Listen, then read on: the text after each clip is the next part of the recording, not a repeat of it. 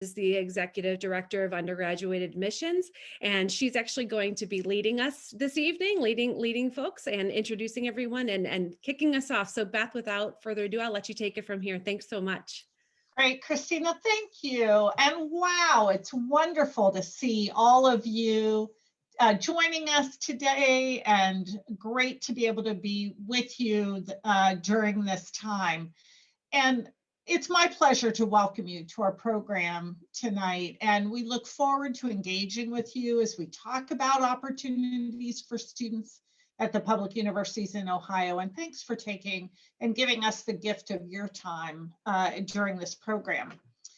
So to kick things off, I wanted to go over just a few housekeeping tips. I feel like going over these sorts of things reminds me about talking about buckling seatbelts when you get on an airplane. The numbers of Zoom calls and webinars that you've been on, I can imagine that you're pros right now. But we're following the same protocol, and we do want to engage with you in Q&A, even if knowing that we're in a webinar format and we don't have the ability to have microphones on or the chat enabled, but we certainly do want you to use the Q&A function to be able to ask your questions. And we'll either answer them throughout, or we do have a very robust Q&A time at the end. So our agenda is pretty simple during our program. After I share some highlights about the public universities in totality, we want to share a quick overview with you and then allow plenty of time for that discussion. You have the benefit of having the admissions directors and leaders from all of the institutions tonight to be able to speak with you. But before we do that and introduce ourselves, we want to know who's with us during this program. So in front of you, you will see a few questions that we're going to ask you to vote on. So first of all, where are you currently located? So where are you coming from during this program? Have you been to Ohio previously? And then thirdly, have you worked with a student who previously attended any college or university in Ohio, not just our institutions? So we'll give you a few minutes to be able to answer those questions. We'll share those results in just a few minutes. So in front of you, there's a chance for you to weigh in on your poll, and we're getting very close to having all participants.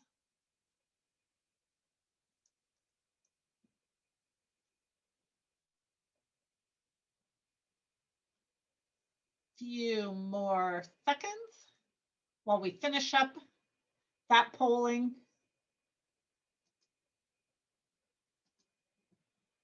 All right, here's who's with us tonight. A really nice mix and blend of people throughout the United States, and a shout out to our one international location. We've got some people who have some experience in Ohio. And for those of you who haven't been to Ohio, we hope we leave you with some good tidbits. And then recognizing that a number of you are familiar with being able to work with Ohio institutions, which is great.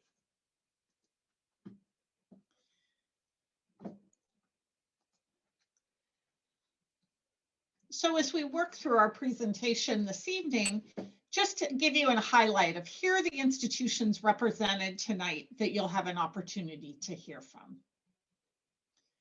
I do want to draw your attention to the collective information that we as the public universities have put together for you to help you as you work with students in Ohio.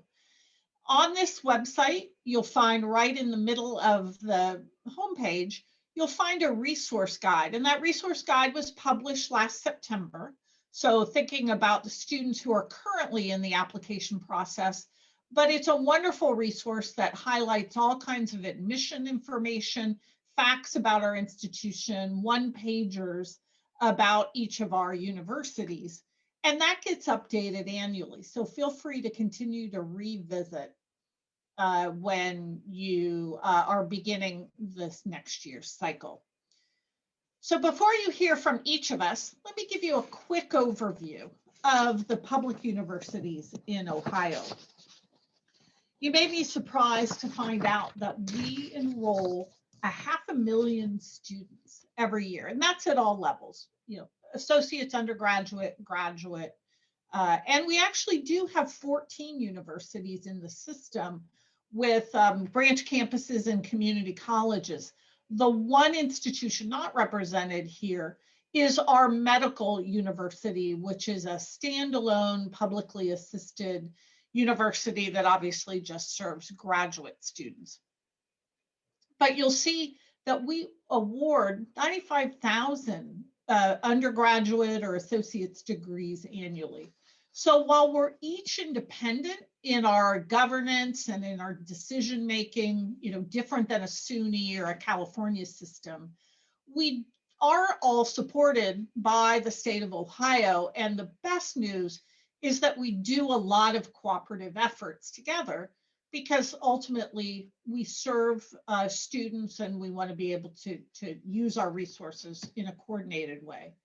One of the things that I think you'll hear a lot about is this focus on affordability and recognizing that we do serve a high percentage of first-generation students. So this idea of access for students is certainly essential as part of each of our missions. So just to orient you in the state of Ohio, to see where we're located, you can see we're clustered in many cases around the major metropolitan areas within the state of Cleveland, Columbus, and Cincinnati. But the beauty of how the lawmakers who set up many of these universities over the course of decades, literally, really had a vision for how to be able to make higher education accessible to the residents of the state of Ohio, and now a growing number of our populations from residents that come from outside the state. So just to give you, kind of that orientation. So now this is the time that you've been waiting for, to be able to hear from each of our institutions, and we'll kick things off with the University of Akron. Great. Thank you so much, Beth. And good evening, everyone. Thanks so much for joining us. I'm Kim Gentili, and I proudly serve as the Director of Admission for my alma mater, the University of Akron. So the University of Akron is a comprehensive public research institution located in Northeast Ohio.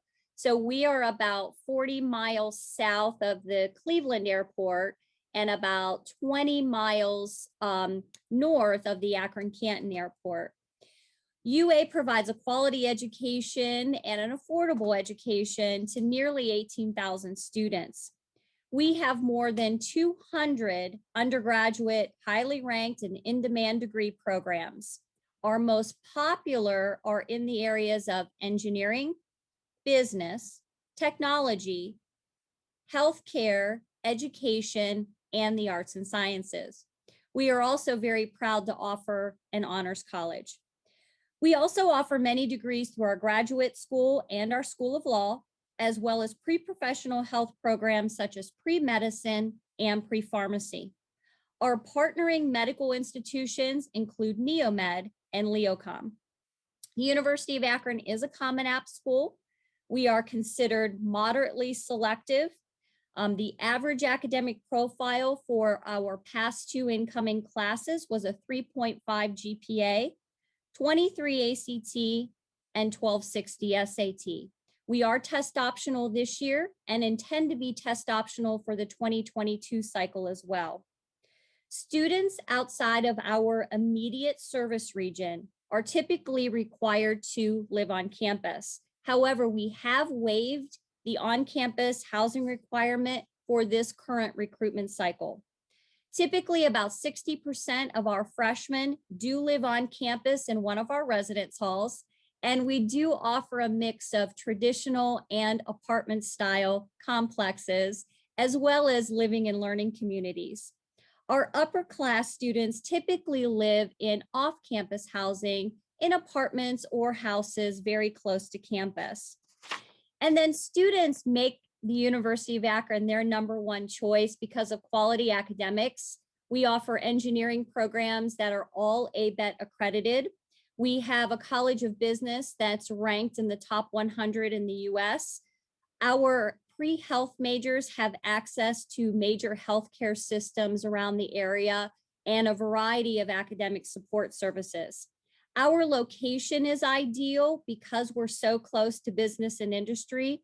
Our students have access to real-world experience, and about 85% of our students do take advantage of experiential learning opportunities. We have 350 student organizations, Division I sports. We also offer club and intramural sports, including esports.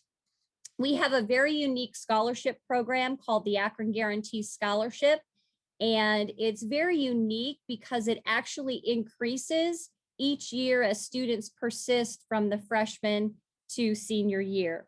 And then finally, we are offering in-person visits for seniors in high school, and we have a variety of off-campus and virtual options as well. So we look forward to working with you. We look forward to working with your students, and go Zips. Thank you.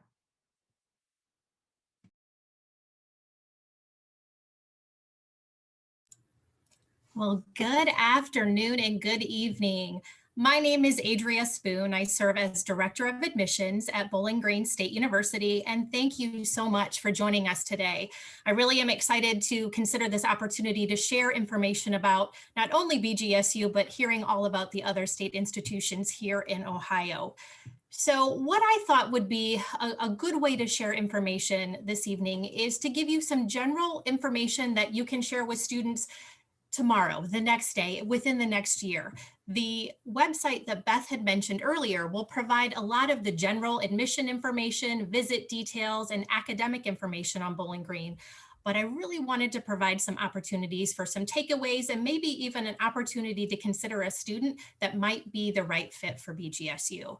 So if you see on the screen, Bowling Green is the brown star on the orange Ohio, and we are located in Northwest Ohio, small rural town of about 16,000 undergraduate students and a total student population of about 20,000 students. We are nationally recognized as one of the best college towns in the United States. And this recognition was given to us by Wallet Hub, which said, the opportunities that students have not only on the campus, but within the city of Bowling Green are opportunities that are safe, affordable, and conducive to personal development through diversity of cultural and professional experiences. When students are thinking about going off to college, so many times they're thinking about programs and majors. And boy, do we have a lot. We have over 200 programs and majors. And while we started off as an institution to prepare students to be teachers, we have forensic science, aviation, nursing, resort and attraction management, sport management, and many, many others. When we think about the 4 or 5 years that a student spends in college, we want that time to be fun and exciting and learning lots of great information to be successful after graduation. The Wall Street Journal and the Times Higher Education ranked Bowling Green #1 for student satisfaction. So once students graduated, they were able to provide a survey or answer a survey on their time and experience at Bowling Green. And they said, yes, I absolutely would do it again. So we are so proud and so pleased that the students that have graduated from BG would want to choose us over and over again. My next bullet point up there is regarding the FLY program. FLY stands for Falcon Learning Your Way. And this is a program developed to assist students with specific learning abilities and or ADHD. We realize that the transition from high school to college is a big one. And so we will assign each student within the FLY program to an individual learning specialist that will provide assessment and evaluation of their individual skills to help them be successful at BGSU. And my last bullet is the competitive club sports. Yes, we are D1. We have 22 D1 sports, but we also have a great opportunity for students to be involved in club sports. Over 35 men's, women's, and co-ed sports, and allows students to be recruited from high school. And so while there is not any specific scholarships tied to our club sports opportunity, they are allowed to be recruited, connect with those students that are currently playing on those teams, and hopefully choose BGSU. So thank you so much for the opportunity to share information on Bowling Green, and go Falcons.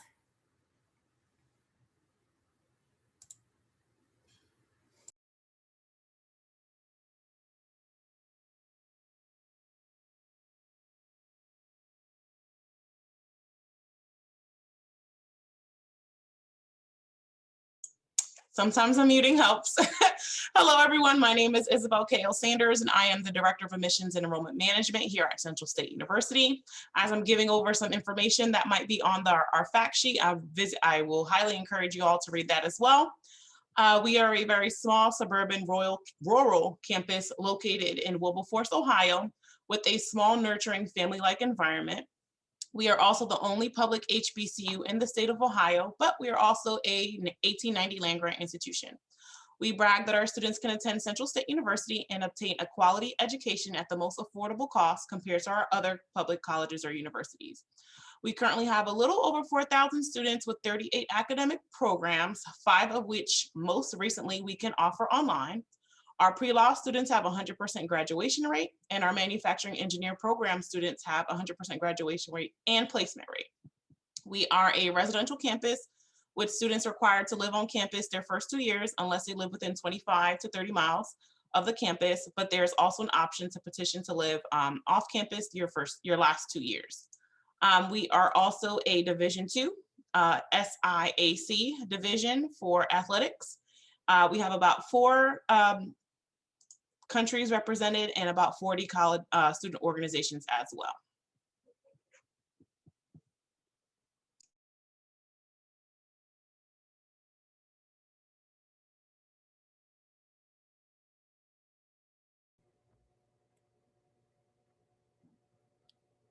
All right. Can you all hear me here? My name is Kristina Sanchez-Waiton, and I serve as the Director of Undergraduate Admission at Cleveland State University. Cleveland State is an urban public research university located in the heart of downtown Cleveland.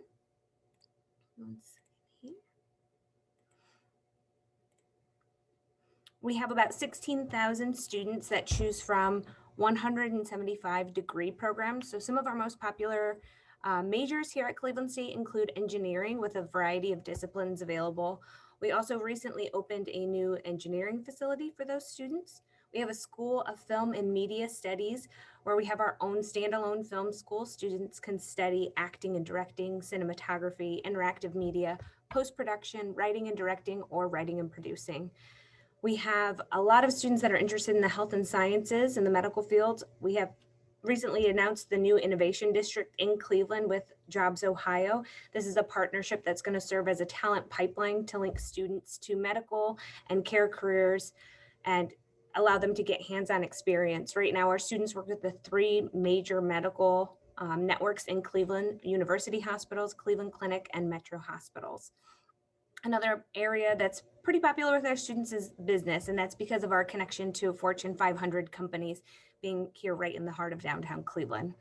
We are considered a moderately selective institution.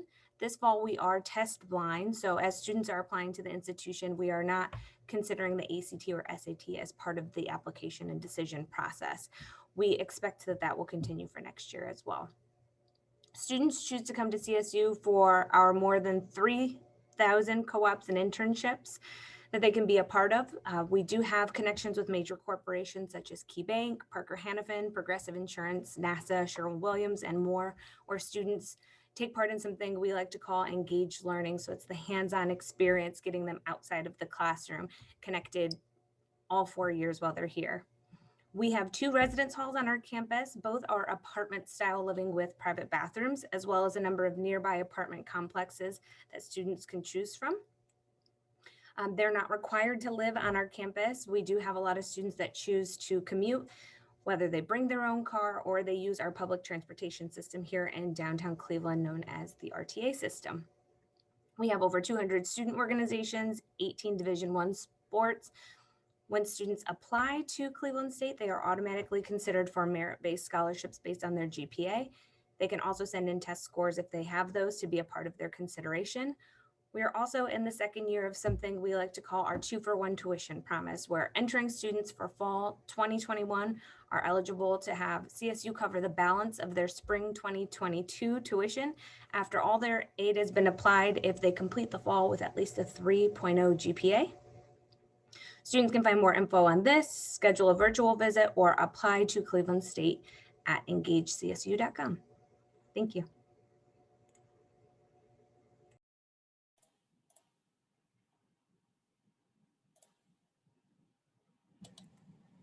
Hello, everyone. My name is Lyndon Pachette. I am the Director of Admissions for Student Engagement and Marketing at the University of Cincinnati, and currently serving with another one of our staff members as Interim Assistant Vice Provost.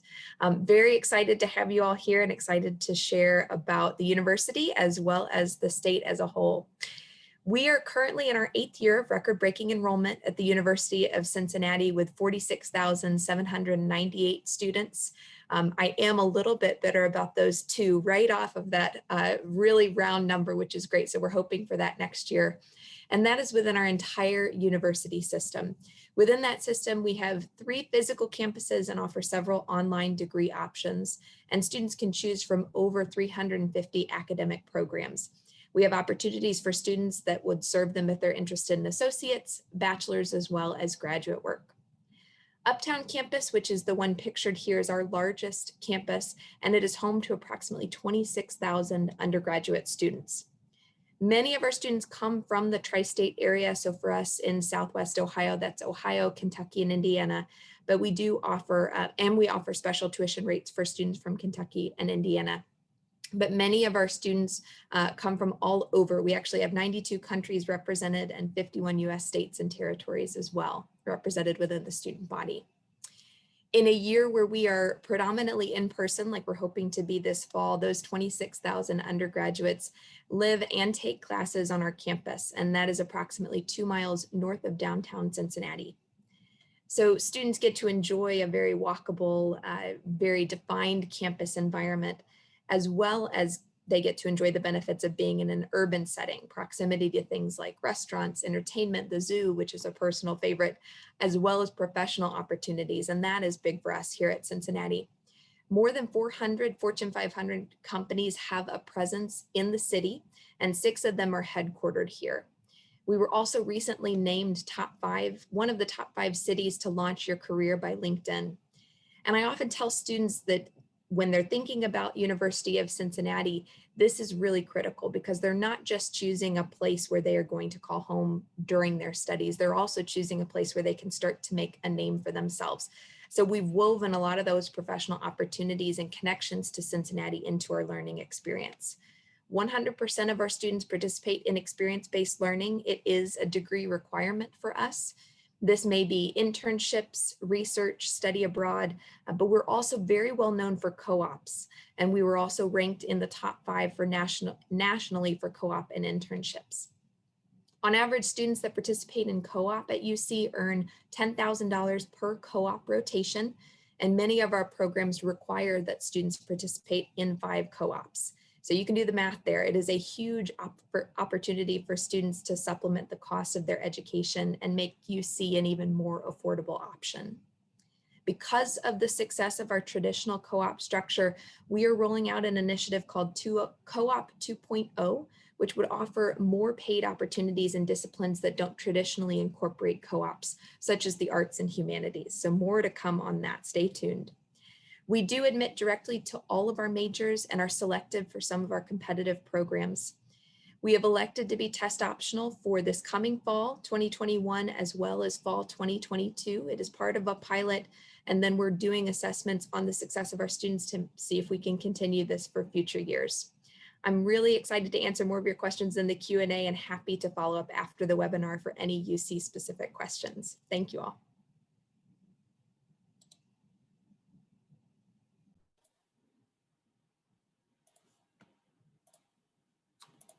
Hi, good evening, everyone. My name is Sean Brocamer. I serve as the Associate Vice President for Enrollment Management Admissions here at Kent State University.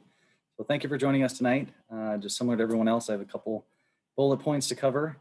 So Kent State University is an 8-campus system located in Northeast Ohio. So that was new to me, and I'm still fairly new to Kent. I joined about last March, right in the middle of the pandemic. But we have about 36,000 students over the 8 campuses. The Kent campus is our largest, where we have about 26,000 students. So 21,000 undergrad, about 5,000 graduate. Located in Kent, Ohio, we're about 45 minutes south of Cleveland, about 90 minutes west of Pittsburgh, and about 2 hours from Columbus. But the Kent downtown is steps from campus. It's really a vibrant college town experience, something that our students in a typical year would enjoy more than this year. Kent State University is consists of 11 colleges, over 280 majors and programs. Some of the most popular, or at least our growing programs, are currently in our College of Architecture and Environmental Design. So think about programs of architecture, interior design, construction management. Another growing college is our Aeronautics and Engineering. Has become popular and really grown significantly in the last 4 years. We also have a pilot school here at Kent State with our own airport that's about 3 miles from campus. And then the other college I'll mention that draws a lot of interest is our Honors College. So it is nationally recognized for the honors program. Again, very popular. It is competitive to get into. So it is something where we encourage students to apply early for that program and go through that holistic review. Our admitted student profile, as you can see on the screen, is about a 3.3 to a 3.9. So that's that mid 50% range. We were test optional for fall 21, and as of yesterday, we are test optional for the foreseeable future. So that is our most recent news and something that you're the first group to hear about Kent State. So one of the things we really pride ourselves on is student success. And over the last 10 years, we've doubled our graduation rate. A lot of that is due to our increase in retention on that first year experience. So our first year class was retained about 82%, and we continue to grow in that category. So it is something we're dedicating a lot of resources, a lot of our time and attention on the student outcomes. Students obviously or many campuses have the opportunity to study abroad. At Kent State, you can actually study at a Kent State campus in either Florence, Italy, Switzerland, or in India. In Florence, Italy, our campus there is actually one of the longest standing partnerships in Italy with a US institution. So it really creates an opportunity and a great experience for students to venture outside of our confines of Kent, Ohio.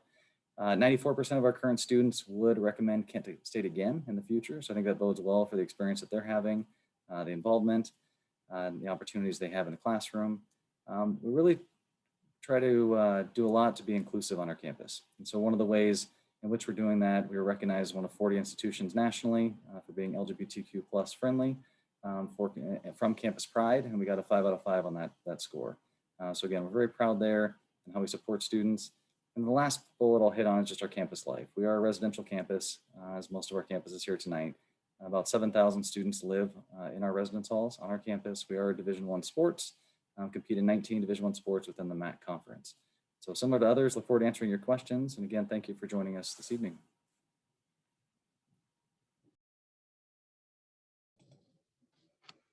Hello, everyone, and thank you for your time this evening. My name is Bethany Perkins, and I serve as the Assistant Vice President and Director of Admission at Miami University in Oxford, Ohio.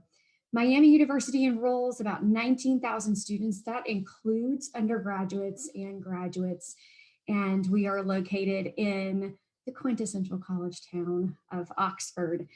We have over 100 bachelor's degree programs, and they range from education, nursing, other healthcare, public health programs, business, engineering and computing, as well as our liberal arts majors.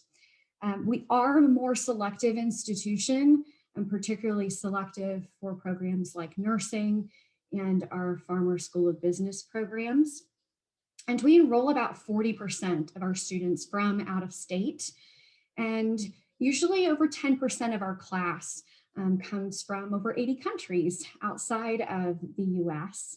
That was an exception this past year for obvious reasons, but we do see students coming from all over the world and all over the country.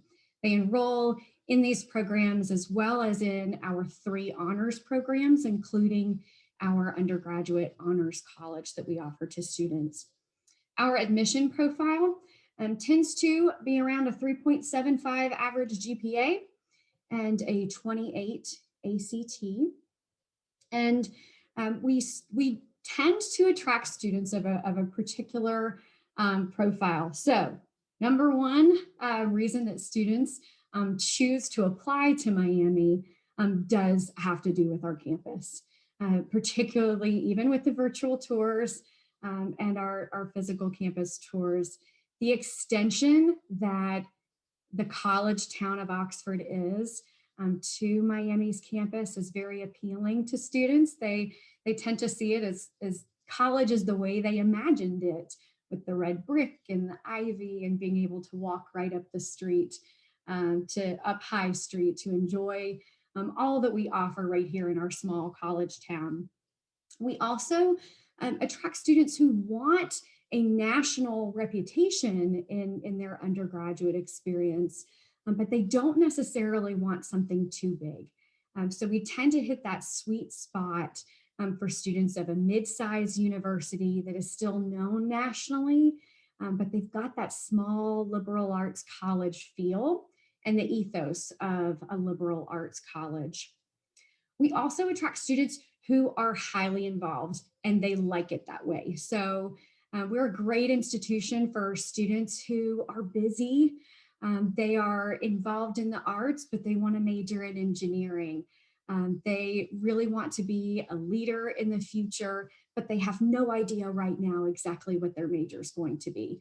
We're a great university for students who haven't quite figured it out, but they're really talented, as well as the students who know they want to major in business, know they want to be a nurse. We are also known as the cradle of coaches. Of course, we have D1 sports at Miami University, great football program in the MAC, but we're known for more of the coaches that come out of Miami than we are for our players. And that shows in other schools and programs as well. Our College of Creative Arts, our dean loves to brag on the fact that our arts graduates have our highest career placement rate just by a hair, but it's still the highest.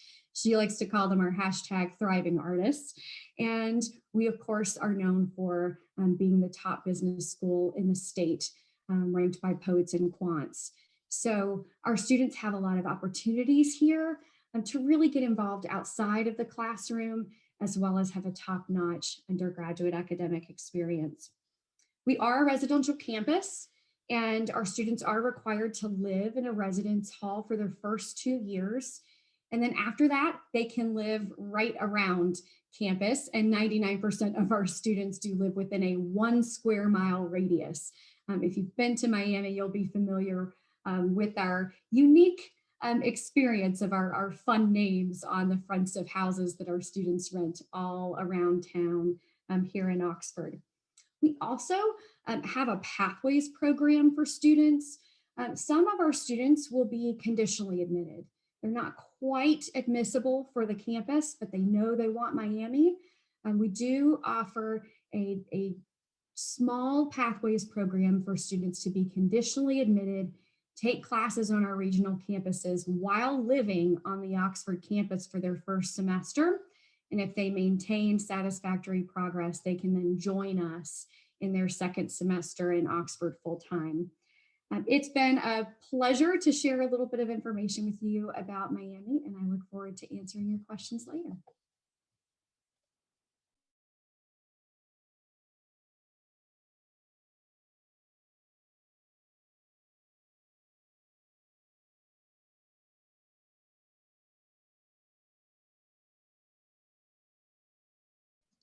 Sorry, I didn't come out from mute. Great to be back with you to share some things about the Ohio State University. You may be aware that Ohio State is a large comprehensive research university, one of the largest single campuses in the country that offers degrees at all levels, and including professional degrees such as medicine, dentistry, optometry, veterinary, and law. And we enroll annually more than 64,000 students at all levels. About 53,000 of those are undergraduates that come from every county in Ohio, all 50 states, and about 100 countries around the world. about a third of our students enroll from outside the state of Ohio, and that includes about 6,000 international students annually. Roughly 25% of students identify as students of color, and that includes Asian in that number. And we're also selective in our admission to the Columbus campus, with our first year rate of admission just being under 50%. But for Ohio residents, you might be interested in knowing more about the fact that we have great regional campuses that offer students a pathway to an Ohio State degree, either on those regional campuses or being able to spend a year there and then change campuses to the Columbus campus. Again, that's available for Ohio residents, and in some cases, some residents of the neighboring west side, so some residents of Indiana and Michigan. I want to share really 4 primary reasons about why students choose Ohio State. And first and foremost, it's because of the breadth and depth of academics. There's just unmatched offerings in terms of how many programs that we can offer in more than 200 majors across our 16 undergraduate colleges and schools, and hundreds of concentrations and minors in a research intensive environment where students can engage in that at all levels and in all programs, and really makes that, kind of endless possibilities for our students. Secondly, we hear a lot about the location and being able to attend Ohio State because of all that Columbus has to offer. Columbus is the largest city in Ohio, the 14th largest city in the United States. A lot of people are surprised by that. It is the state center for government, the location of many international corporations. Columbus has the 4th strongest economy right now in the nation, with this unique mix of Fortune 500 companies, small businesses, innovative startups. It's one of those places that people are really surprised when they come to Columbus, because they just didn't necessarily have reason to come, or they came a long time ago, and Columbus is a very different place. And certainly we're ranked regularly as one of the top places for college students and job growth. And it does create a sense of community. It's fun, it's student friendly, great food, entertainment, safe, and has a very convenient and accessible airport. Third, I would talk about the intentionality that we have on student success and graduation.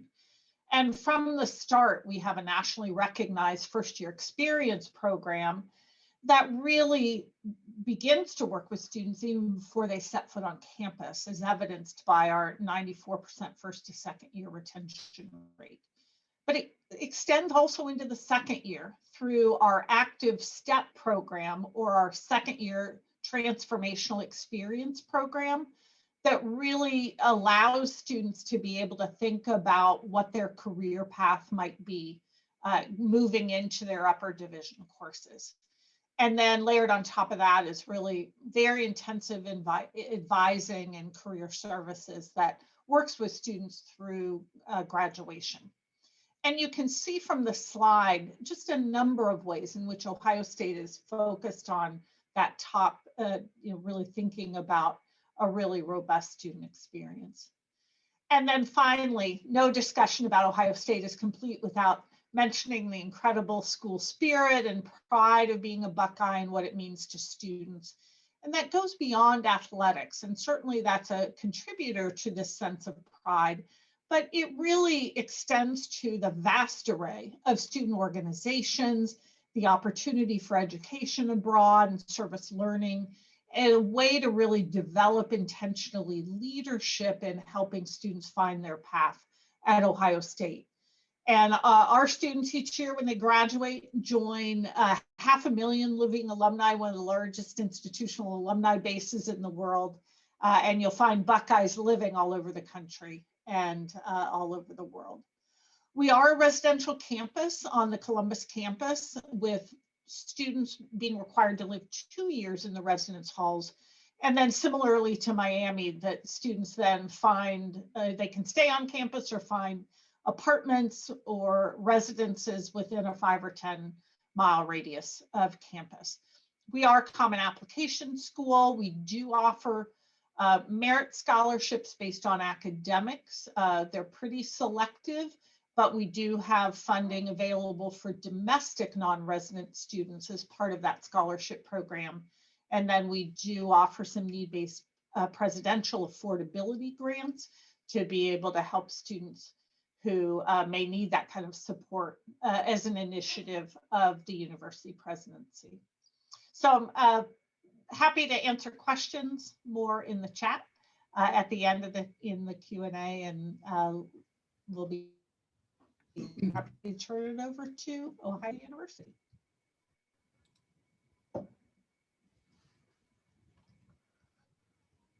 Excellent. Thank you so much, Beth. I have the honor this afternoon as representing Ohio University in Athens, Ohio. My name is Rob Callahan, and I have the pleasure of serving as the interim assistant vice president for enrollment management and director of admissions. If you're not familiar with the state of Ohio and the colleges and universities that make up the presence in the state of Ohio, we are different and distinctive in some ways than my predecessor, Beth, who went before me in Columbus. Ohio University is the first university founded in not just Ohio, but the entire Northwest Territory, which would include the state of Ohio and every state to the north and west of us. We were founded in 1804 and have been impacting and changing lives ever since. We're designated as a doctoral research institution, which means that we offer academic programs through the doctoral level. We place a strong emphasis on research, but also take a real personal approach to education and teaching at the undergraduate level as well. We're ranked as one of the top 100 public universities by US News and World Report. And the campus and center structure of the institution comprise 11 distinct campuses and centers, not just in Southeastern Ohio, but across the state of Ohio. Predominantly, though, our enrollments are concentrated on our main campus here in Athens, Ohio, which is in the southeast corner of the state, about an hour and a half, depending on how fast you drive, from downtown Columbus, Ohio, and our 5 regional campuses located throughout southeastern Ohio. The Athens campus itself, including graduate students, is approximately 28,000 students, and then our regional campuses will enroll an additional 5,000 to 6,000 students at any given time. The Athens campus itself is a more traditional residential brick and mortar selective campus, while our regional campuses serve a wider audience of students and some adult learners, more commuter-based, and with a much more emphasis on providing access to the Southeastern Ohio communities. Like I mentioned, our main campus is located in Athens, Ohio, and really the history of Ohio University is tied to the founding of the state of Ohio. We were established, or Athens was established as a place of higher learning in 1797, and it has a unique story. The first city in Ohio was Marietta. The first state capital was Chillicothe, and right in the middle is where they decided to put the first university in this brand new state. It was centrally located at that time, had access off of the Hocking River, and we were birthed just a few years later, actually, as American Western University, and quickly, soon after, became Ohio University. As I mentioned earlier, we really do take a personalized individual approach to education. But at the same time, we offer a lot of the large school amenities. You know, we're not a niche university when it comes to majors. We have approximately 250 distinct academic programs to choose from at the undergraduate level. There is that strong focus on undergraduate research, a small 16-to-1 student to faculty ratio, with the average class size coming in at just around 30 students. And then 90% of the courses that are offered are instructed by a faculty member or an instructor here on record. I am happy to mention our Ohio Honors Program, which we're in the second year of here at the university. The Ohio Honors Program is distinctive in that it provides opportunities for further engagement in their academic disciplines and the communities in which they participate in. There are certain benefits such as honors and scholars housing, priority registration, specific academic advising, and again, a deeper engagement with campus leaders and community partners and the disciplines in which they're studying here at the university. You know, campus or college isn't just what you do in the classroom, it's what you do outside of the classroom that defines that experience, and it really is the experience here in Athens and Ohio University that is memorable. There's over 600 active student organizations here in Athens. We are Division I athletics. We participate in the MAC with 16 NCAA Division I programs. We also have over 30 club sports for students to choose from as well. And then, you know, getting into those sorts of events and activities, concerts, et cetera, are all free to our students as part of that experience. We are a residential campus. All of our first year and second year students live in one of our residence halls. We have 38 residence halls spread across our campus. So around 7,000 students are living on campus with around 15 dining halls and food courts with access to, again, across campus. Making college attainable or affordable is important to us. I do like to mention that we're the first university in the state of Ohio to offer a comprehensive tuition guarantee program, which also covers not just tuition, but all of the fees associated with the cost of attendance. And so with that, the cost, the 4-year total cost of attending Ohio University is predictable.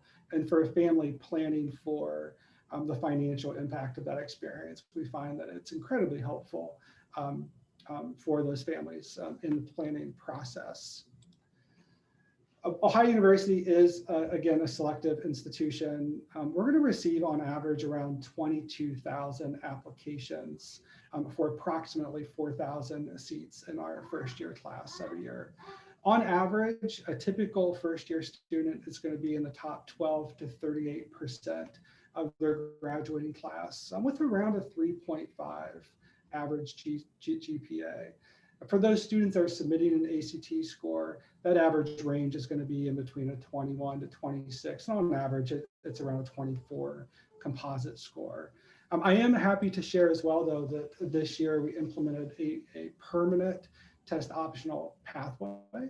So students can choose at the point of application whether or not to submit a test score and to have that test score considered for admission purposes. But even without a test score, we are committed to allowing direct admission to all of our academic programs, to our merit-based scholarships, as well as to our honors and scholars programs. So again, like the others have mentioned, I'm more than happy to continue to engage with you all and to answer your questions as we continue towards the end of the presentation. And thank you for the opportunity to speak with you this evening.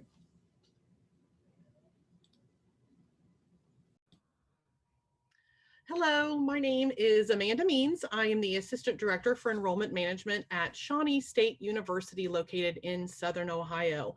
Thank you so much for having us. I want to start off by saying that Shawnee State is a little bit different than some of my other colleagues. We are a good bit smaller than a lot of my partners here, and we are open access. So we might have a different group of students that are typically looking at us.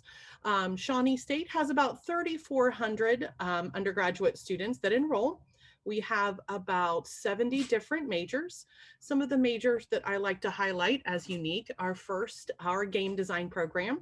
We have 2 bachelor's degrees at Shawnee State, one in game engineering, more programming heavy, and then one that's on the art side. And these are very fantastic programs for our students, small class sizes, and we've been very lucky for them to be ranked by the Princeton Review in the top 10 over the last 9 years. So we're very excited about that.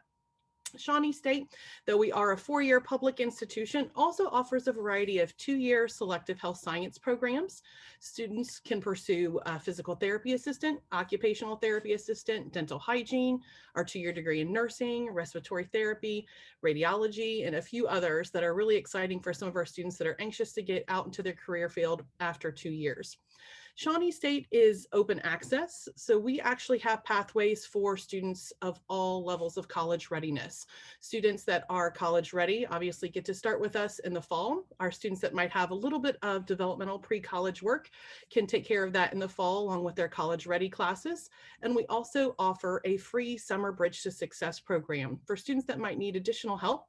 That program is free for our students that choose to participate. They don't have to pay for tuition or books, and we offer that on campus so students can get introduced to campus and college life or online. Shawnee State's other majors that I like to mention are plastics engineering technology, healthcare administration. We also have a musical theater program, which is very exciting. Small classes and lots of opportunities for our performers to get into those places on the stage early in their career. We've also got a very affordable college experience for students. We're among one of the lowest here in the state of Ohio for the four-year publics. And then we also have in-state tuition opportunities for students in West Virginia, in Kentucky, and are members of the Midwest Higher Education Compact. So there are several state residents in the Midwest that would qualify for in-state tuition automatically at Shawnee State. In addition to being affordable with our tuition rate, we also have merit-based non-competitive scholarships starting at a 3.2 GPA and a 21 ACT. Since Shawnee State is open access, we aren't really test optional like some of the other schools, but we just need a test for placement. A ACT, SAT, or placement test are what we need to place students in their classes. And a low score, even if a student is worried about sending that in, will just be used to make sure that we're putting them in the right math, reading, and English courses. Our housing at Shawnee State University is also apartment style, so students will have a furnished bedroom and kitchen right on campus. We only require students to live on campus their first academic year, then they can move off campus, but many of them choose to stay all 4 years in their housing unit. And we offer a very small classroom experience for students. Our student-teacher ratio is a 16:1. But I always like to encourage students to think that even though we're on the smaller side with our student population in our classes, we still have a lot of great things that a lot of traditional four-year programs offer. Study abroad opportunities, clubs and organizations that we have on campus, including fraternities and sororities. And then we also have 21 intercollegiate men's and women's sports at Shawnee State. We're an NAIA school, so students can qualify for scholarships. And some of our more unique ones are esports, swimming, golf, and swimming is one of our newest ones that we've just added. We also have bowling. So if you have a bowler that's interested in affordable tuition and keeping their on the team, we might be a great option. Our application is always free, and we're members of the Common Application. And we also participate in a tuition guarantee. So when students start at Shawnee State University, they get to lock their tuition in for those 4 years, along with their housing costs if they remain in a similar unit and other fees. Again, thank you so much for having us here today. And I'll be happy to take questions throughout the Q&A and also at the end. Thank you so much.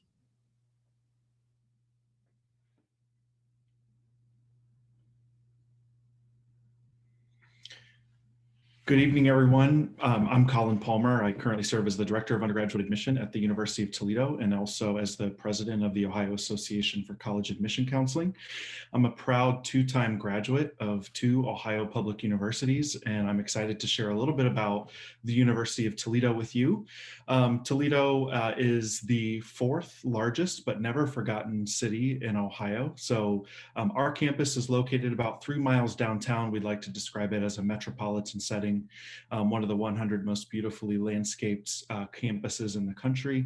And we have about 20,000 students, 16,000 undergraduates, and about 4,000 graduate students. We are one of just 27 fully comprehensive universities in the country. And so what I mean by that is there's a lot of breadth and depth in our undergraduate, graduate, and professional programs. We have a College of Medicine, Law, Pharmacy, Business, Education, Nursing, and so on. We are proud to be Ohio's first four-year public university to implement a test optional admission policy in March of 2020. And that policy for admission and for merit scholarships is a permanent policy.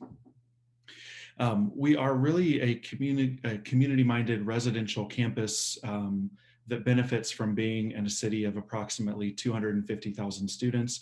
For those of you that are familiar with Toledo, you'll know that we're about an hour south of Detroit, 2 hours from Cleveland, 2.5 hours from Columbus, 4 hours from Chicago, and really are situated in a pretty desirable location as far as offering opportunities for co-ops, internships, and careers after graduation.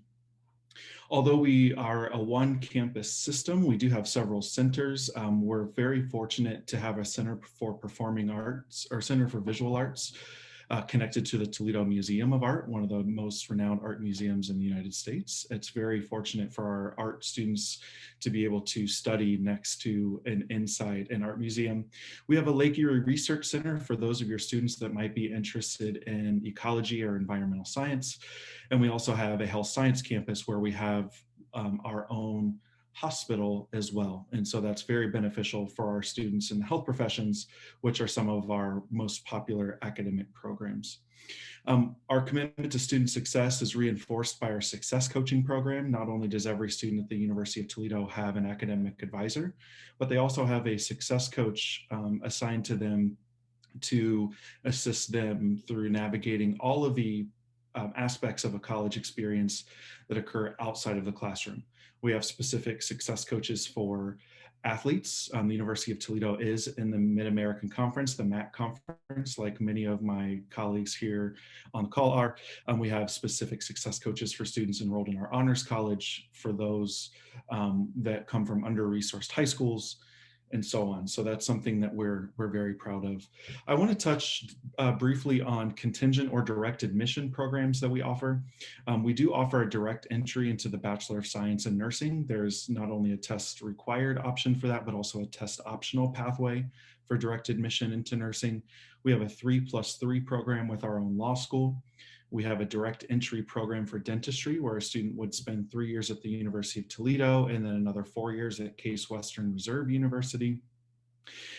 We have a pathway program for medicine called our Back to MD program, where students are guaranteed an interview and can even waive the MCAT for the University of Toledo's College of Medicine. And we offer direct entry into the PharmD program as well for those interested in the pharmaceutical sciences. Some of our other research areas of distinction are in astronomy and astrophysics. We have 3 telescopes on our campus, one of which you can see in the photo on my slide. We also partner with universities like Stanford and the University of Arizona. We are also proud to offer the only undergraduate program in cosmetic science and formulation design in the United States. Cosmetic science is for those interested in the development and structure of skincare products. Our graduates are working at Bath & Body Works, Estee Lauder, L'Oreal, and it's a very popular program for students at the University of Toledo outside of Ohio. So we bring a lot of students from all over the world to the University of Toledo for that program specifically. We also recognize that affordability is a big factor for a lot of families when they're deciding where they're going to spend 4 years of their lives. And so we're proud to say that we have the 3rd lowest average student loan debt of all Ohio public universities and the 3rd highest average starting salary. So there's certainly a very strong value proposition at the University of Toledo. I'm happy to answer additional questions that you may have. I know direct entry or contingent pathway programs tend to solicit a lot of questions. Happy to answer those, but thank you all for joining us and showing your interest in Ohio's public universities.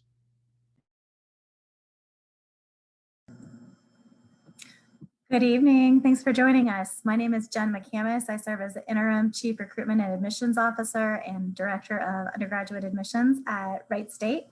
Wright State is located near the beautiful Dayton, Ohio. We're actually a suburban campus that serves about 10,000 students. We have an access-driven mission, and by that I mean we have a very liberal admissions policy. that allows students to find their path to a four-year degree. Opportunity for our science students to partner directly with our faculty members and get published as undergraduate students.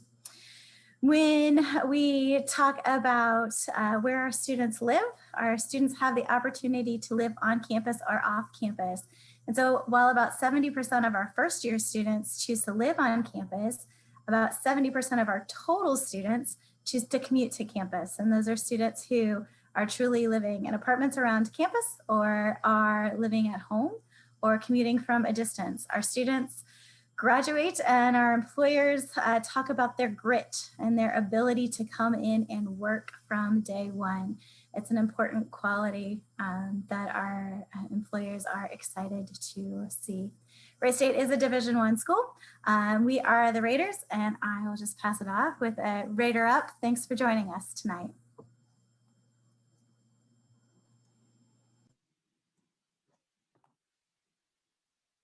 Hello, everyone. My name is Kristina Hubert, and I am the Director of Admissions here at Youngstown State University.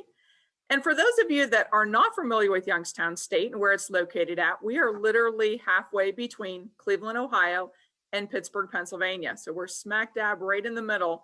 So we have a lot of opportunities for our students to either stay here in the Youngstown area, or they can go to many other cities within driving distance to do internships and co-op opportunities. So we have a lot of opportunities available to students.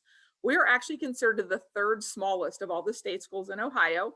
We have less than 12,000 students at the university. So we're not too big and we're not too small. For those students that don't want a larger institution, we fit the bill just perfectly for them. And for students that aren't looking for that smaller school, that's perfect size for them.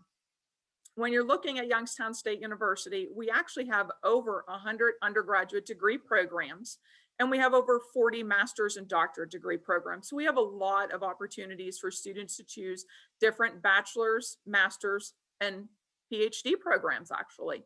So when students are looking at some of our popular majors, we have several areas of engineering for them to go into. We have nursing, we have dental hygiene, we have forensic science. We actually have an accelerated medical school program with NeoMed and also LECOM.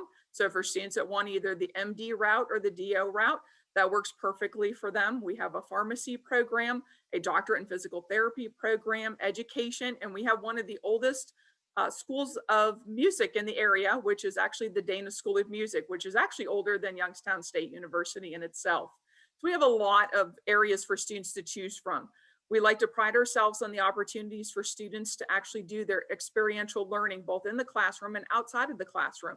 So we offer both internships and co-op opportunities for students to get that hands-on experience, because learning not only takes place in the classroom, but it also takes place out of the classroom. When we're looking at students who are looking at coming to YSU, our average GPA for our incoming freshman class last year was a 3.41 GPA. This year, we have decided to go test optional. So for those students that came in for fall 2020 and those students coming in for fall 2021 and possibly beyond, that decision hasn't been made yet.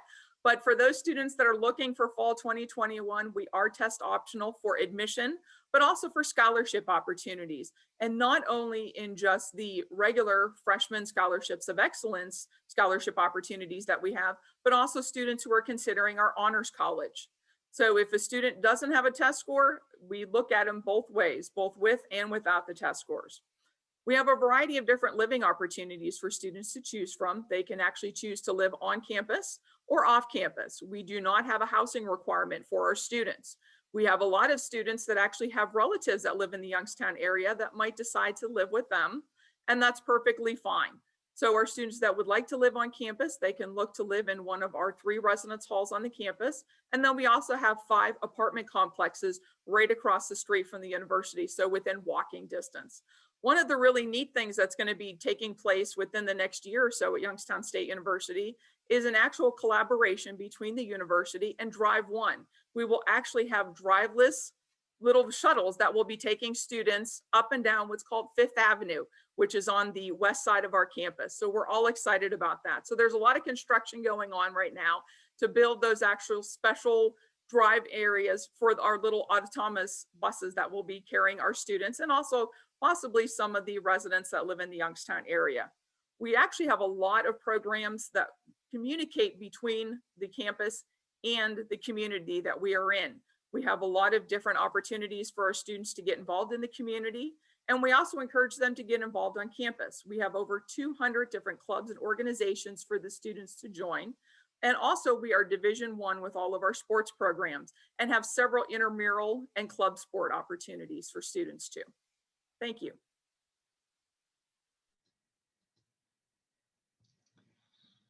Well, thanks everyone for sharing such great information. And hopefully you have a greater appreciation for what Ohio has to offer at each of our institutions. I think there's some themes that are some real takeaways as we bring our panelists back on screen to talk about some of your questions. You know, I think the thing that I really appreciate about the Ohio universities, particularly after going through a college search process with my own children, is the idea that Ohio, you know, while we have small institutions and obviously quite large, we have a number that fall within that sweet spot of that like 10 to 20,000 student enrollment that I think are sometimes hard to find. And so it offers all the resources of this large university, but more of kind of a moderate student body size. I think the other takeaway is we've got something for everyone in a sense of being able to think about, you know, level of selectivity, niche programs, and being able to be located either in smaller towns or large cities. And so being able to think about, you know, particularly for students you're working with that are looking for kind of unique or different reasons or different locations that they may be considering in their college search. And so when you think about the numbers of students that we enrolled, it actually ends up being quite an interesting destination for students. So we really appreciate the questions that have come in. And I know seeing at the poll originally, you were sharing kind of where you all are coming from and where the students may be that you're working with. And so we wanted to, I know there's been several questions about, you know, we're public universities, do we cap non-resident enrollment? So love to be able to have their, each of the schools just talk a little bit about kind of what that percentage looks like and, you know, is there any cap on that for your schools? And we're used to going in an alphabetical order, so we'll try to keep, it's probably the easiest way for us to do that. So Kim. Great, hi, yes. So at the University of Akron, we typically have about 5% of our incoming class that is from outside of Ohio. Typically the states that we tend to see the majority of our out-of-state students come from, Pennsylvania, New York, Illinois area as well, Michigan. We've seen quite a few students, especially student athletes from California, Florida, Georgia, and certainly have a number of students from outside the country as well. At Bowling Green, we do not cap numbers for out-of-state students, and we typically have an entering class of 15% out-of-state students. Students tend to come from Illinois, Indiana, Michigan, Western Pennsylvania, Western New York, and we are recently in the what we call Potomac area, so DC, Virginia, and Maryland. Okay, Central State, we currently have about 73% that are outstate and 27 that are in-state. Our students typically come from Indiana, Illinois, and Cleveland area.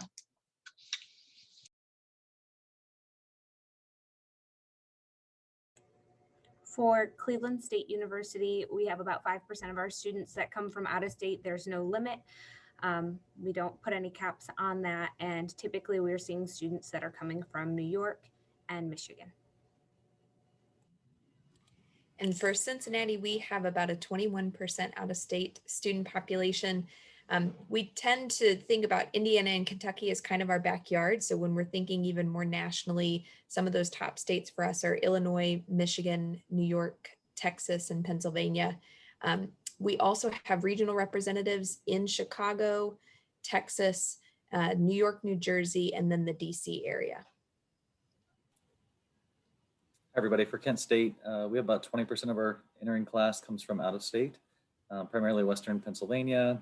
We do have regional reps, one in Chicago, one in the Virginia area. So again, New York is a big state for us, as well as that Northeast region. Hello, at Miami University, about 40% of our students come from out of state. So it is a pretty significant portion of our student body. And we have regionals dedicated to California, to Pacific Northwest, soon to be Texas, actually, that's new for us.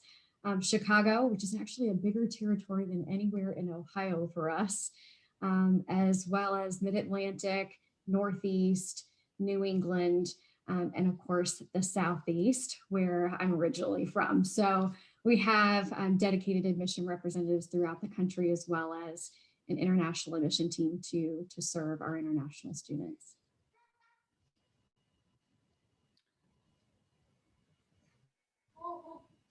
I can go for At Ohio. Ohio State, we have no cap on out-of-state enrollment. About 32% of our students are non-resident in the first-year class. Outside of Ohio, our top states are Illinois, New York, Pennsylvania, New Jersey, and California. And we have regionally based representatives in Florida, Atlanta, New York, New Jersey area, Chicago, and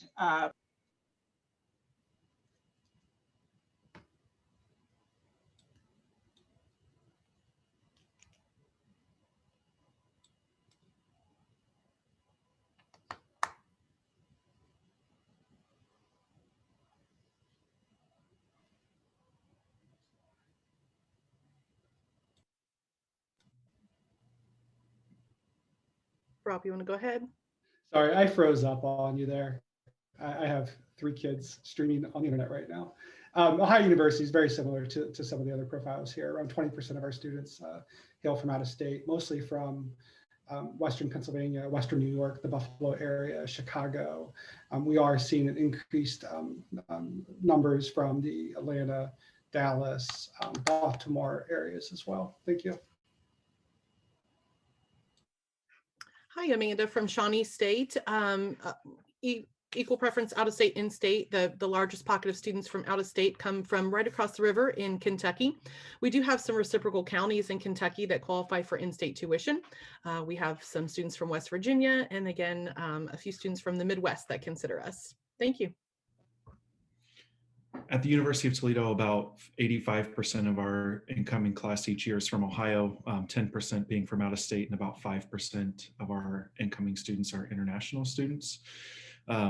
We are about 3 miles from the Michigan border, so about 400 students from Michigan every year enroll in our freshman class. We do have reciprocity with a few counties there. We have regional representatives in the Washington, D.C. area and are currently hiring one in Chicago. And then we do have a fairly robust scholarship offering for out-of-state students as well. At Wright State, about 5% of our incoming class are from outside of the state of Ohio. But one thing that makes us unique is our #2 state is Georgia, our #1 out of state is Indiana. But we have Wright Pat Air Force Base in our backyard. So it's the largest Air Force base.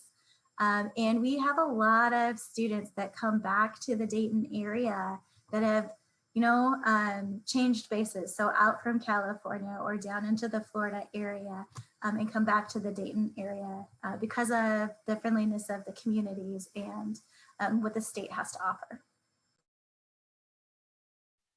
And at Youngstown State, we actually do not cap any students coming from out of the state, but the majority of our students usually come from Western Pennsylvania. And then we also have a discounted tuition for the students from that specific area, along with 1 county in New York and then 4 counties in the Panhandle area of West Virginia. So those 3 areas are where typically most of our out-of-state students come from. But we also have students from Illinois and Michigan, and as far south as Florida and the Carolinas, and then as far as west as California. There was kind of a related question when we talk about non-residency that we don't need to each go through this, but want to just call out a couple of folks who may share a bit about, when we talk about public universities, we, obviously we're serving the state of Ohio, but when we bring non-residents, being able to understand kind of their comfort and the location, kind of how they blend in with the student body. One of the things that if you haven't had an opportunity to visit Ohio, this sense of kind of Midwestern sensibility that you will find in the state, and this sense of real friendliness and welcomeness across our campuses in different ways we exhibit that. And so I think that when I think about, while I didn't go to school for my undergraduate in Ohio, I have staff members that came from Maryland, that came from Hawaii, that came from New York, who came from California, Texas, Virginia, who found their way to Ohio State and stayed because they loved Ohio State and Columbus so much. And so, I'm able to kind of hear their own experiences through their eyes about, what it means to be a non-resident student. I worked in New England prior to coming back to Ohio State. And so being able to see that perspective certainly, helped me have that great appreciation for Ohio. So Bethany, I'm going to call you out to start off to be able to share a little bit, because you mentioned that you are aren't originally Ohio native. Yes, I grew up part of the time in Ohio. I did graduate from a high school in Northeast Ohio, but I have spent most of my life in the Southeast or in New England. And I loved getting to come to Ohio and back to a place where I felt like it meets in the middle, right? There's this sensibility and the way we treat people and the hospitality that I loved so much about the Southeast. But there's a little bit of a get up in our pace that I love about our Midwest Ohio sensibility as well. I also love the opportunities that Ohio provides. There's just so much to offer in the Midwest, large cities, movements where you are seeing great musical acts, great places to eat, and we're making national news for how our cities in Ohio in particular have been underrated for so long for just all that we have to offer culturally. And as someone who still considers myself young for a little while left, I love having those opportunities, while at the same time I'm feeling like this is a great place to be safe and to feel welcome, regardless of my orientation, my religion, or my color. And that's not necessarily something that I have felt everywhere I've lived. Bethany, thank you. I know that there were some questions about thinking about direct entry programs into healthcare professions. So we'll open that up to anyone who wants to kick off about their own programs, direct entry programs for healthcare. Sure. At the University of Akron, we do offer direct entry into our School of Nursing. I guess I'll jump on alphabetically after Kim. At BG, we also have a direct admit opportunity into our nursing program.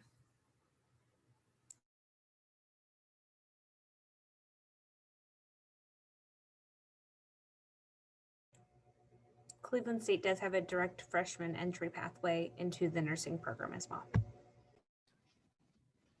I'll mention that Ohio University has direct entry to a residential on-campus 4-year BSN, but we're also very well known for our online opportunities, which includes a 2+2 RN to BSN pathway for students that begin at community colleges. And so if you're working with a student that wants to make the education maybe a bit more attainable or affordable, that could be a pathway for that student as an option.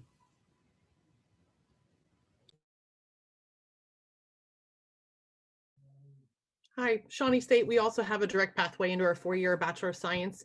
Again, I mentioned some of our selective health sciences that we have. So we do have students right out of high school that can go directly into our dental hygiene, our 2-year nursing degree, and we do have a unique 3+2 Masters of Occupational Therapy, where we can admit students right out of high school into that program, and they can do that accelerated pathway to get their master's in occupational therapy in 5 years.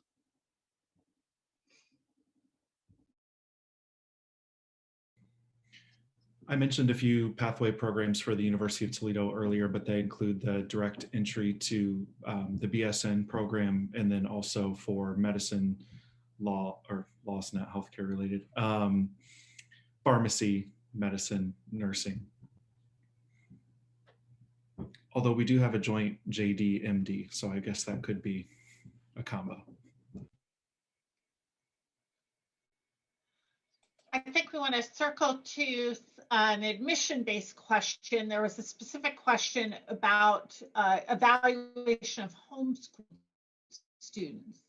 And so I'd like to be able to hear about how we review applications for homeschool students, and are there additional requirements in the application process for homeschool students?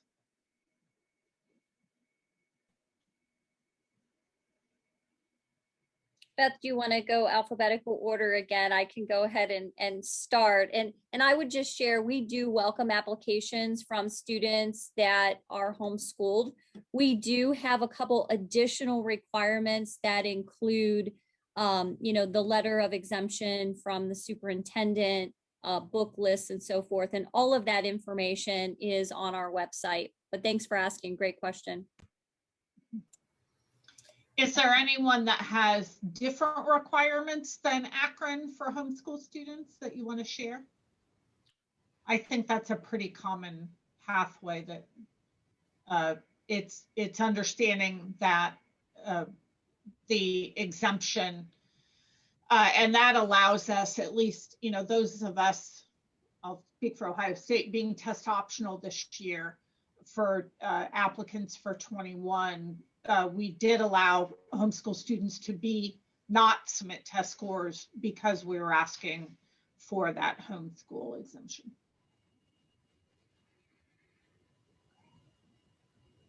I think that's one of the great things about admission processes for large public universities, in that we see all kinds of applicants and understand how to accommodate their unique learning needs, recognizing that we need to understand a whole variety of educational pathways for students.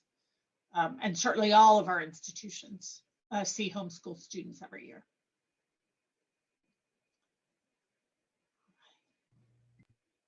You all have been great in terms of the questions that you ask.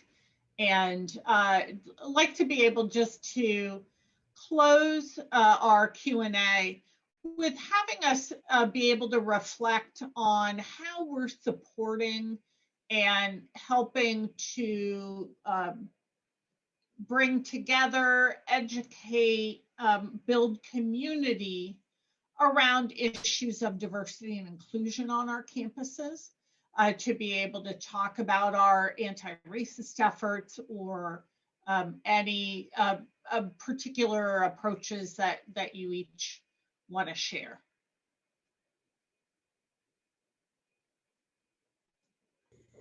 I'd be happy to start. This is Colin at Toledo. In the city of Toledo, we're very fortunate to have the second largest Arab American population in the country, which provides a lot of unique opportunities for our students, both culturally, religiously, ethnically on our campus. We actually had the first Muslim sorority on any college campus in the country, which was very exciting for us, and that was just founded a couple years ago. I think that Ohio in itself is an incredibly diverse state, which I recognize you may not think that based on your following of some recent elections, but I will say that our campuses, this group of admission directors here, we meet monthly anymore, and we're always discussing issues of diversity and student support, and many of us serve on anti-racism task forces at our institutions, recognizing that as directors of admission, we also serve as gatekeepers to higher education. And so a lot of our work is centered around discussions around disciplinary questions on applications and our outreach to students in our metropolitan areas, of which we have several in Ohio. But I'll also note that we're also focused on our outreach to rural students as well. And that's a conversation that's been reinvigorated with this group as well.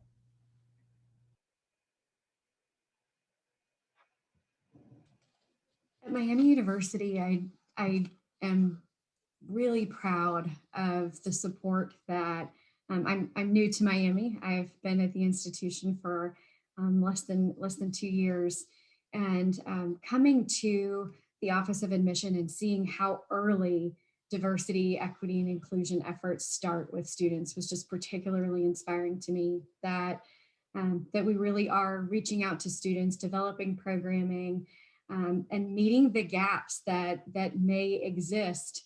And not necessarily assuming, right, that it's because a person is a student of color or LGBTQ identifying. There are also students that could fall through the cracks who are from low socioeconomic status wherever they live, and really identifying those students and serving them early. We offer a Bridges program for seniors in the fall where they can actually come and have a really intensive introduction to college and be eligible for additional scholarships. And we target diverse students for that opportunity. And we also offer a diversity program for students to start a little bit early, show up before the semester starts, before everybody else arrives, and participate in some programming to help with that transition to college. So we've just found that the earlier we engage students and the earlier we connect them to those important people that they can shoot an email to or see when they're walking in between buildings to their next class, the more success they have. And our students who go through that Bridges program actually have the highest retention, graduation, and career success rate out of any of the cohorts that we measure at Miami, because we believe they're starting early on making those really important connections. And what I hope you're not hearing from directors of admission is that DEI issues of racism exist everywhere. And it's just something that we have to deal with, and we have to deal with balancing the right to free speech as well as some of the initiatives that we have. It's not okay for some of the things to happen on our campuses that are happening. And I hope that you are hearing from more of us that we have work to do, that we are intentional about doing that work, and that we're still not done. So I hope that we're not painting this pretty picture for you on most of our campuses, and that we're just telling you about the work we're doing. Thank you, both Colin and Bethany. And the piece that I will add to the conversation is that for all of our institutions, it is baked into the very core of our mission to say that we are addressing those anti-racist and particularly anti-Black racist efforts at all levels of the institution. And that starts with welcoming students and providing access to being able to create an environment, to education, to our policies around hiring faculty and staff, to offices like Ohio State's Office of Diversity and Inclusion is one of the oldest and one of the first established at a university in the country. And they are sort of the beacon across campus to be able to help really work at a policy level to be able to make a difference. That also extends to the communities. I mean, I think that's one of the parts about being a public university in any space, is that the commitment that we have to the community around us. So to be able to make that better. And that's what's exciting, to be able to see each of our campuses, student bodies who are actively engaged in the efforts within the community, as well as on our own campuses. So I appreciate being able to have that question and an opportunity for a few of us to share some of those thoughts with you and the actions that we are taking. I do want to be respectful of your time with this program, and so appreciative of, again, your engagement. In the OPUAC guide, you will see our contact information if you want to be able to reach out to our institutions after this program. We are happy to help you in any way, shape, or form, being able to work through Kristina in being able to facilitate that contact as well. But we're so thankful for the invitation to be with you. And I want to turn things back over to Kristina to wrap us up. Well, thank you all for taking this time. I know this is there, and I don't know that there's ever a great time to take time away from the work that you're doing. I know this year has been incredibly crazy. If we could say it's crazier than last year, which I don't know if we thought that could happen, but I'm sure it is right now. I loved hearing from all of you, and as I said, having lived here most of my life, I thought I knew everything about your institutions, and I've been on almost every campus, but I learned a ton. And so thank you for sharing everything. Thank you, as Beth said, for those parting words about the importance of current issues surrounding diversity, equity, and inclusion on your campuses. I will tell you, I think I can speak for my IECA colleagues that particularly in the last 2 years, we've seen more and more students asking questions about that. And so it's important to us that we're able to go back to them and share what's happening on campuses, and your transparency is very valuable in that process. So thank you for all that you're doing with that. Again, we wish you, on behalf of all of our IECA members, we wish all of you the best as you navigate the next couple of months. No summer melts or anything like that, I hope. And best wishes to everybody as you get through the rest of this academic year, and please be healthy and safe. And thanks to all of my colleagues for attending tonight. Take care.